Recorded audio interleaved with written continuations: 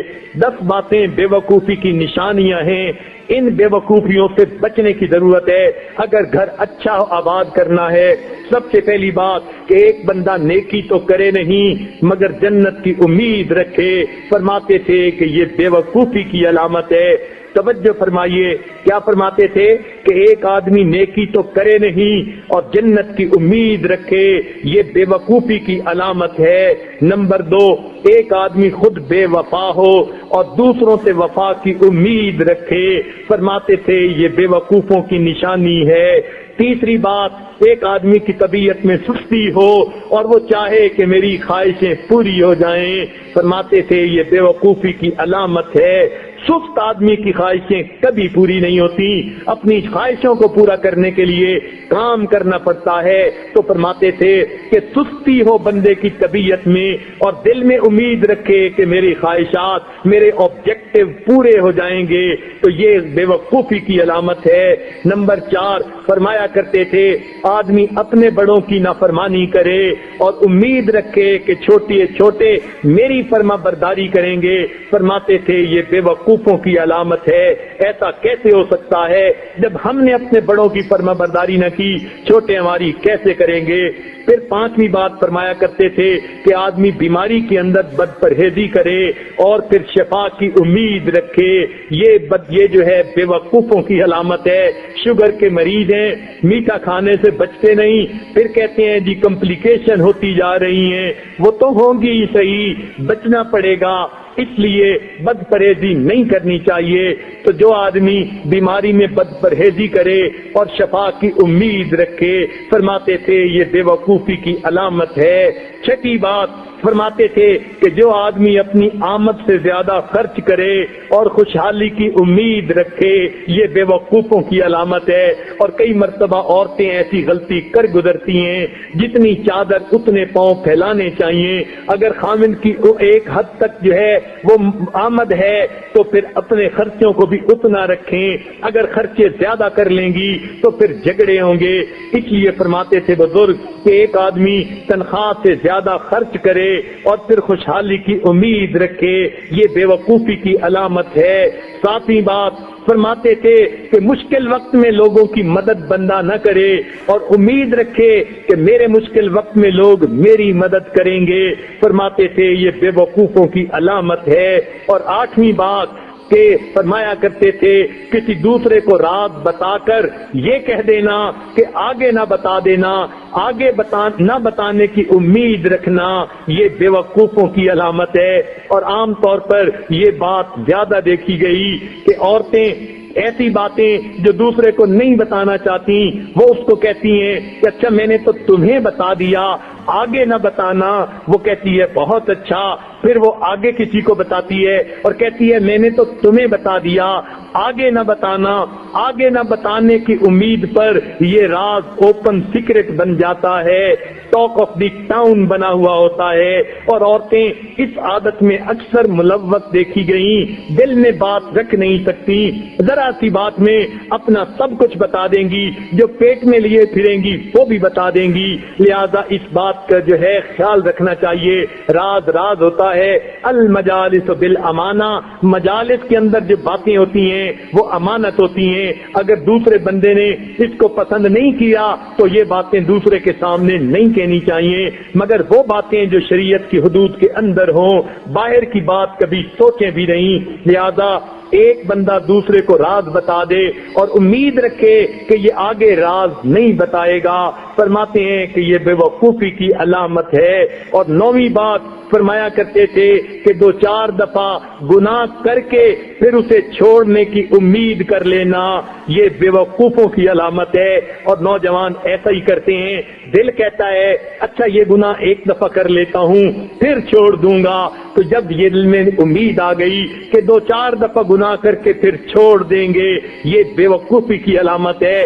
گناہ جب کر لیا عادت بڑھ جاتی ہے، پھر انسان گناہ سے بچ نہیں سکتا، اس لیے 2-4 دفعہ بھی نہیں کرنا چاہیے۔ تو یہ 9 باتیں بیوقوفی کی علامت ہے۔ آپ سوچ سکتی ہیں کہ 10ویں بات جس کو ہمارے بزرگوں نے بیوقوفی کی علامت کہا وہ بھلا کیا ہو سکتی ہے؟ ذرا اپنے ذہن میں سوچئے تو صحیح، مگر بتا دیتا ہوں۔ ہمارے بزرگوں نے فرمایا کہ جو خاوند بیوی سے روزانہ جھگڑا کرے اور پھر چین سے رہنے کی امید رکھے، فرماتے تھے یہ بیوقوفی کی علامت ہوتی ہے۔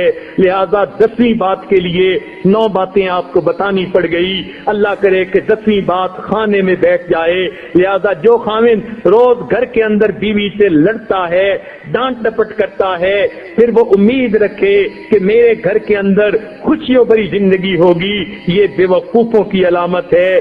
کبھی ایسا نہیں ہو سکتا۔ یاد رکھیں بیوی کوئی بکری نہیں ہوتی کہ جو جنگل سے آئی اور ہم نے پکڑ کے اس کے گلے میں رسی ڈال لی، وہ کسی کی بیٹی ہوتی ہے اور ہم نے اس کو خود جا کر مانگا ہوتا ہے اور اس کو عزتوں سے گھر لا کے بٹھایا ہوتا ہے، اس کے حقوق ہوتے ہیں، لہذا اس کے حقوق کو پورا کرنا چاہیے۔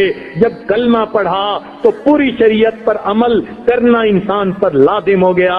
اسی طرح جب نکاح میں قبلتوں کا لفظ کہا تو بیوی کی سب ذمہ داریاں خاوند کے سر پہ آ پڑی، ان کو نبھانا چاہیے، مرد بن کر نبھانا چاہیے۔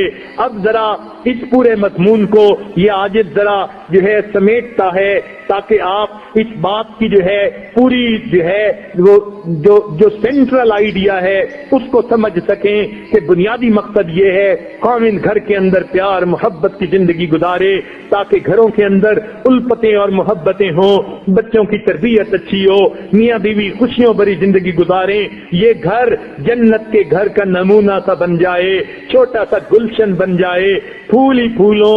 جب میاں بیوی پرسکون ہوں گے تبھی تو اولاد کی تربیت کر سکیں گے، اور اگر آپس میں جھگڑوں سے ہی فرصت نہیں تو اولاد کی تربیت کون کرے گا؟ اس لیے کسی نے کہا کہ جب میری شادی نہیں ہوئی تھی میرے دل میں بچوں کی تربیت کے 5 مختلف پلاننگ تھیں، اور اب میری شادی ہو گئی، میرے 5 بچے ہیں اور بچوں کی تربیت کی ایک پلاننگ بھی دماغ میں نہیں ہے۔ یہ ایسا ہی ہوتا ہے، آپس کے جھگڑوں سے فرصت نہیں ہوتی، بچوں کی تربیت کا وقت کہاں سے ملے گا؟ لہذا گھر میں محبت و پیار کی زندگی گزاریے تاکہ بچوں کی تربیت اچھی ہو اور اس امت کو نئی نسل دین وقت جلنے والی بن جائے۔ ایک بات ذرا توجہ فرمائیں اور اس کو جو ہے خاوند حضرات ذرا توجہ سے سنیں کہ جب کسی بندے کی کوئی سفارش کر دیتا ہے اور سفارش کرنے والا قریبی ہوتا ہے تو پھر بندہ اس کی غلطیوں کو معاف کر دیتا ہے۔ ہم نے دیکھا سفارش ماں کر دے بچہ مان لیتا ہے، بہن کر دے مان لیتا ہے۔ اب سوچئے اگر کسی کا والد اس کو سفارش کر دے بیٹا بات مان لو وہ مان لیتا ہے۔ اچھا ذرا اور سوچئے اگر کسی کے پیر و مرشد اس کو سفارش کر دیں کہ یہ بات ایسے کر لو اور بات بھی اتنی بڑی نہ ہو تو وہ بندہ یقیناً بات کو مان لے گا۔ انہوں نے سفارش کر دی۔ اب ذرا اور سنیے اگر کسی کو موقع ملے بالفرض خواب میں نبی علیہ السلام کسی کی سفارش کر دیں تو یقیناً وہ اس کا خیال کرے گا میرے آقا نے فرمایا میں اس پر عمل کر لوں۔ ارے نہیں، اس سے بڑی بات کرنی ہے اور آپ کو آج ایک بات سمجھانی ہے۔ اللہ رب العزت نے قرآن پاک میں سفارش کی کن کی عورتوں کی اس لیے کہ یہ کمزور ہوتی ہیں۔ خاوند کے مقابلے میں پروردگار نے کمزور کی سائیڈ لی، کمزور کا خیال رکھا۔ وہ کمزوروں کا پروردگار اتنا خیال کرنے والا ہے، چنانچہ قرآن پاک کی آیت میں فرمایا وَعَاشِرُوهُنَّ بِالْمَعْرُوفِ، اے خاوندو تم اپنی بیویوں کے ساتھ اچھے انداز کی زندگی گزارو۔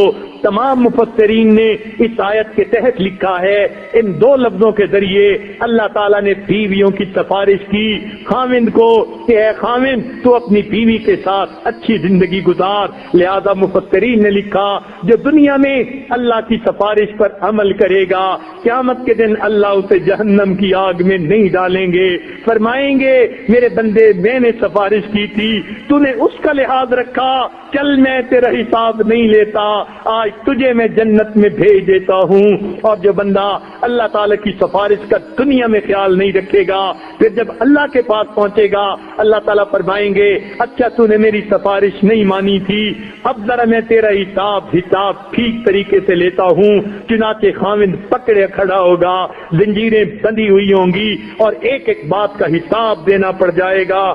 سوچئے تو صحیح پھر انسان کا کیا بنے گا۔